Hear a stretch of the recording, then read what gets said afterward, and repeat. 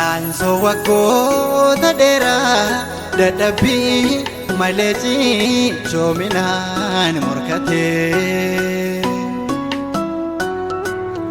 warra garaan isaanii dachee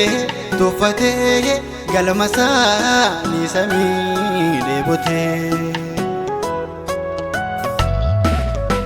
yeroo urgaan biyya abdii itti dhaga'amu poolisaa hubatanii daangaa kanaan gubbaarra warra abjuu milkaa'umsa isaanii amjootanii akka biiftuu ganama baarii sonaan calaqqisaa deemu fuulli isaanii mifee qajeelummaatu irraa mul'ata isaaniidha warraan baataa'e hafee burqaanii qajeelota mirkise gammachuudhaan gonfoo isaanii gooftaa harkaa fudhatu dhugoyna kabaa kalcha baarii ifanii har'a si'achi mul'atu.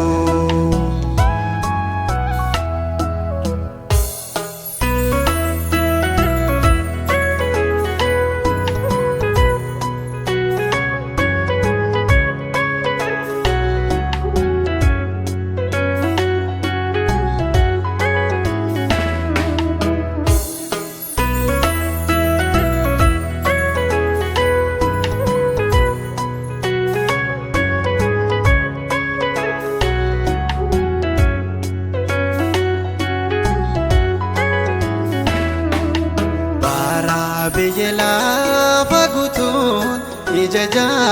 binaatiin cubbuu wal shaakalchiisee yeroo uumamni uumarra fotoqee ayyaana waaqayyoo rakkasiisee uytuu bomboleettiin cubbuu mandaraa saajeeku qajeelummaa shaakalee du'ayyuu ijaanin argine Henooka amantiidhaan guutamee saamii galee akka biiftuu ganama baarii sonaan calaqqisaa deemu fuulli isaanii mifee qajeelummaatu irraa mul'ata isaaniidha warraan baataa'e hafee burqaanii qajeelota mirkise gammachuudhaan gonfoo isaanii gooftaa harkaa fudhatu dhugoyna kabaa kalcha baarii ifanii har'a si'achi mul'atu.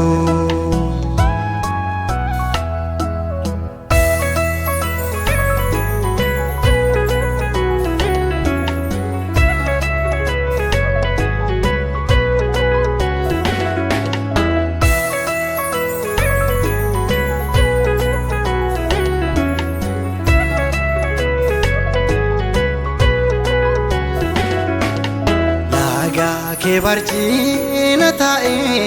badhaadhuu maamanaa samiif jilbeeffatee warra bojamaa gidduutti Hisqeelmuu latabaa namaasaa daawwatee qajeelonni baarakamuu ija waa taa'ichi arguun dandeenye arguu qabu lafa onaaf boojuu keessa taa'anii lallabaa lubbuu qabu lallabu akka biiftuu ganama baarii sonaan caalaqqisaa deemu fuulli isaanii mifee qajeelummaatu irraa mul'ata isaanidha warra baataa'e hafee burqaanii qajeelota mirgiise gammachuudhaan gonfoo isaanii gooftaa harkaa fudhatu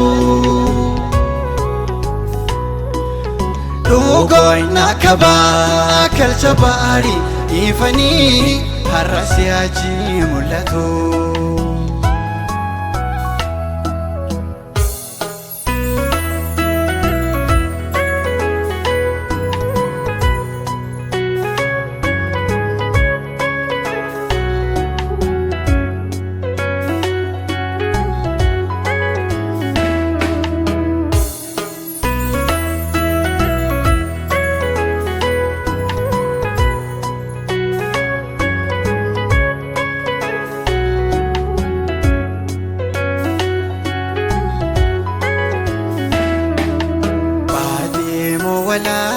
Kadake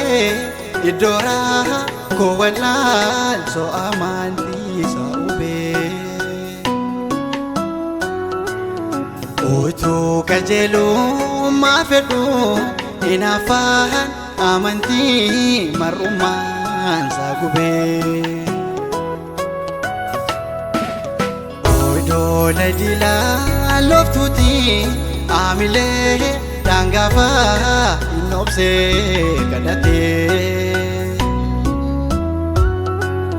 cufaan samii banamee fi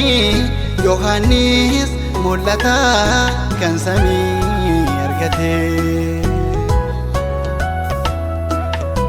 akka biiftuu ganama baarii sonaan caalaqqisaa deemu fuulli isaanii mifee qajeelummaatu irraa mul'ata isaanidha warra baataa'e hafee